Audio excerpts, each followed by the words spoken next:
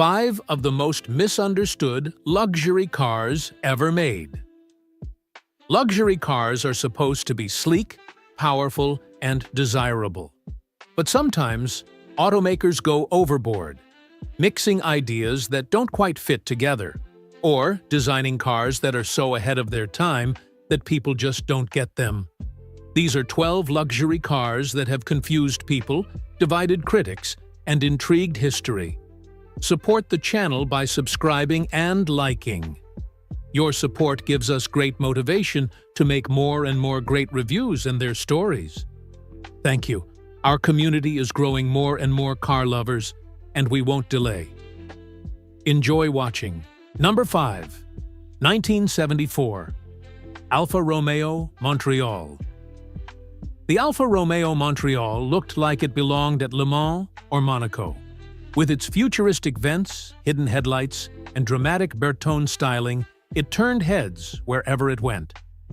Underneath that stunning exterior was a high-revving racing V8 that promised thrills. But while it had the heart of an exotic, the Montreal looked more like a grand tourer than a full-fledged supercar. And that left many scratching their heads. The grille headlight covers and side vents gave it a bold, aggressive look. The compact proportions and clean lines made it faster than many of its contemporaries. Powered by a 2.6-liter V8 borrowed from the Alfa Tipo 33 sports racer with dry sump lubrication, mechanical fuel injection, and 2 overhead cams, this was serious hardware. With around 200 horsepower, it revs high and is full of Italian drama. A surprisingly refined ride, with a well-appointed interior featuring leather and wood trim. More comfortable than hardcore, it was suitable for long, stylish road trips around Europe. What went wrong? The gap between expectations and reality. With its supercar looks, people expected Miura-like performance. But the Montreal was heavier and less aggressive, closer to a fast GT car than a pure exotic. Advanced for its time, but finicky. The mechanical fuel injection and exotic V8 tuning made servicing a challenge, especially outside Italy. Introduced at the height of the oil crisis, when fuel economy suddenly mattered, Alfa never officially sold the Montreal in the US, leaving European buyers wondering whether it was a sports car or a cruiser. Today, the Montreal is beloved by Alfa purists for its design purity and mechanical uniqueness. Seeing one today is like seeing a unicorn in the wild. It wasn't the supercar people were expecting, but judged on its own merits, it was a fantastic GT with soul and style. The Alfa Romeo Montreal is a textbook case of don't judge a book by its cover. It had the looks of a supercar, but the soul of a sophisticated grand tourer. Misunderstood at the time, it is now rightly recognized as one of the most charismatic and collectible classic Alfa Romeos. Exotic, elegant, and a little temperamental. Exactly what an Italian car should be. Number 4. 1984. Aston Martin Lagonda. The Aston Martin Lagonda wasn't just a luxury sedan, it was a rolling statement of avant-garde ambition. With its razor-sharp wedge design and space-age digital dashboard, the Lagonda looked like it had driven straight out of a sci-fi movie. But while it promised the future, it was built with the questionable reliability of the present. Styled by William Townes, the Lagonda's knife-edge silhouette was pure futurism. Long, low, and unmistakably bold. It looked like no other luxury car on the road. The endless hood and tucked-away cabin added to its dramatic proportions. One of the first production cars with a fully digital dashboard, touch-sensitive controls, and LED readouts gave it a jet fighter vibe. Aston Martin wanted to prove they could lead in both performance and technology. Powered by a robust 5.3-liter V8, making around 280 horsepower. Plush interior with acres of leather and deep pile carpets. quintessential British opulence. The cutting-edge digital systems were famously unreliable. Owners joked that the dashboard had two modes: flicker and fail. Maintenance costs were astronomical, and even Aston's technicians struggled with repairs. Ultra-expensive, ultra-complicated, and deeply polarizing in looks. Wealthy buyers were intrigued but hesitant. Was it luxury? Was it madness? Hand-built complexity slowed production, leading to long waits. Financial instability at Aston Martin during the 70s and 80s didn't help. What was once derided is now adored as a retro-futuristic icon. Classic car enthusiasts appreciate its fearless design and audacious spirit. Lagondas fetch surprisingly strong money at auctions today, especially well-preserved Series 2 and 3 models. In an era of analog luxury, the Lagonda dared to be digital, paved the way for high-tech interiors we now take for granted in luxury cars. Featured in music videos, films, and fashion shoots, it's the automotive equivalent of an 80s synthwave album cover. The Aston Martin Lagonda was the ultimate gamble, a car that pushed the envelope of design and technology so far it occasionally fell off the desk.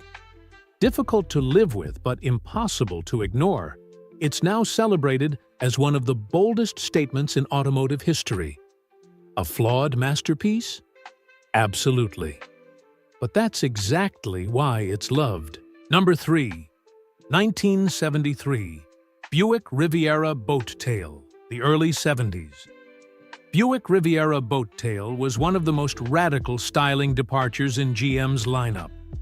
Designed to stand out in the rising personal luxury segment, it fused dramatic fastback lines with muscle car cues and grand touring luxury.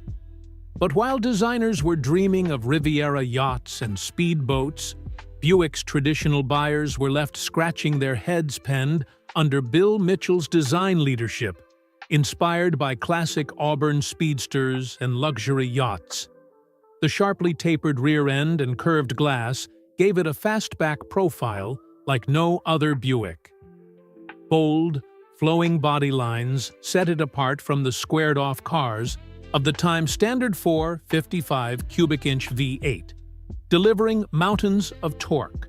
Plush interior with bucket seats, wood grain accents, and full instrumentation, targeted at younger, style-conscious buyers looking for performance and flair. Designed to cruise effortlessly on American highways. Balanced luxury and sportiness, even offering sporty touches like a floor shifter. Traditional Buick buyers found it too wild and unorthodox. Personal luxury shoppers often gravitated toward safer, more conservative rivals like the Ford Thunderbird or Cadillac Eldorado. Arrived just as the muscle car era was fading and insurance premiums were skyrocketing. The 1973 oil crisis and rising fuel prices further dimmed its appeal.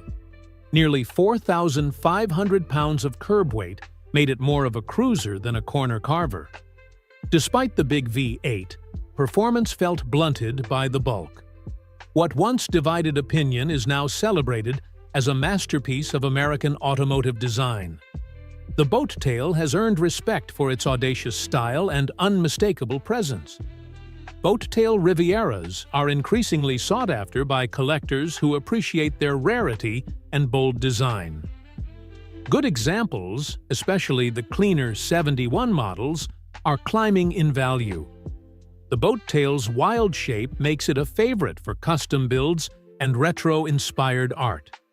Its unapologetic presence turns heads at car shows and cruises alike. The Buick Riviera Boat Tail was a misunderstood visionary, caught between eras. Too bold for its time but perfect for ours, it embodies the kind of risk-taking design that modern carmakers rarely dare attempt. Today, it's an American classic not just because of its performance, but because it dared to be different and pulled it off. Number 2.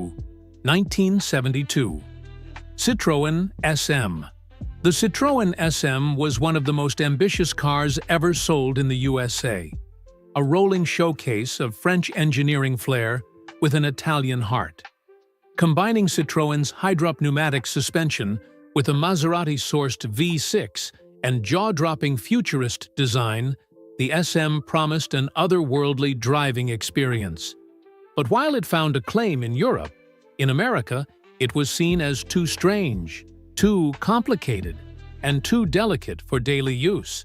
The SM was designed to be Citroën's halo car, blending comfort and performance for high-speed cruising. Marketed as a luxury GT capable of devouring long distances in style and serenity. Maserati Phi 6 Power. Citroën had acquired Maserati in the late 60s and slotted a 2.7-liter, later 3.0-liter Maserati 5.6 under the hood. High-revving and exotic, though U.S. emissions regulations choked its potential to around 180 horsepower. Self-leveling hydropneumatic suspension offered a magic carpet ride. Diravi power steering, fully powered, speed-sensitive, and self-centering. Rain-sensing wipers, covered headlights that steered with the wheels, except in U.S. models due to regulations. Low drag coefficient and futuristic fastback styling made it stand out, even in a sea of 70s land yachts. The SM's complex tech baffled U.S. mechanics. Parts were scarce, and specialist knowledge even rarer. Hydropneumatic systems required meticulous maintenance most owners weren't prepared for. The V6 needed careful attention to timing chains and cooling, or it risked catastrophic failure. Maintenance neglect quickly led to horror stories. USA safety and emissions rules dulled its performance and removed key features, like the swiveling headlights. Launched just before the 1973 oil crisis, its thirsty V6 and high price tag $13,000 plus in early 70s dollars became hard sells. Enthusiasts adore the SM today for its daring design and pioneering technology. Restored examples reveal the car's brilliance, smooth, fast, and unlike anything else. Features like variable assist steering and self-leveling suspension are now mainstream, but in 1970, they felt like science fiction. The SM's shape remains a high point of automotive design, inspiring artists and collectors alike. With proper care, the SM is far more reliable than its myth suggests. Misunderstanding and neglect doomed many to early graves. The Citroën SM wasn't just ahead of its time. It felt like it came from a different galaxy. Its blend of French innovation and Italian passion created a car that was too exotic for conservative U.S. buyers of the era. Today, it's rightly celebrated as a mechanical masterpiece, a misunderstood marvel that dared to dream big. Number 1, 1996, Jaguar XJS. The Jaguar XJS had the unenviable task of following one of the most beloved sports cars ever made, the E-Type. But instead of delivering a pure sports car successor, Jaguar pivoted to a luxurious grand tourer. Long, heavy, and sophisticated, the XJS baffled enthusiasts expecting another nimble icon. Add in reliability woes and a thirsty V12, and the XJS spent much of its life in the shadow of its famous predecessor. From day one, the XJS was designed as a GT, not a sports car. Long-distance comfort over sharp cornering prowess, plush interior, cosseting ride, and powerful, if complex, engines. E12 power and smoothness, the centerpiece was the 5.3-liter Vi12, offering silky performance, effortless high-speed cruising, though not exactly agile. Aerodynamic efficiency was a key design goal, but the buttresses behind the rear windows polarized opinion. Unusual styling compared to the sleek curves of the E-Type, Jaguar fans expected another world-beating sports car.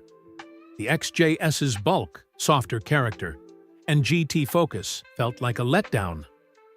Early cars were plagued by electrical gremlins, leaky seals, and engine issues.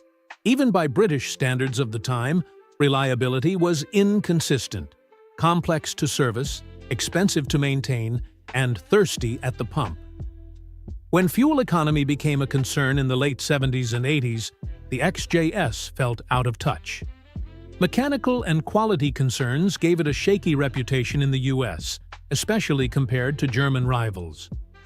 Later models, especially post-1981 HE and V6 variants, improved reliability and performance. Enthusiasts now appreciate its long-distance comfort and unique character. Malcolm Sayers' aerodynamic lines have aged gracefully. The flying buttresses, once mocked, are now viewed as distinctive. The XJS saw success in touring car racing, including wins at Bathurst, proving its performance chops affordable entry into V12 Grand Touring, with a loyal enthusiast base keeping them alive. The Jaguar XJS was a misunderstood masterpiece. Not the sports car people expected, but a refined, capable grand tourer in its own right. Burdened by unfair comparisons and early quality problems, it has since earned respect for its smooth power, luxurious ride, and unmistakable British charm. A flawed gem, but a gem nonetheless.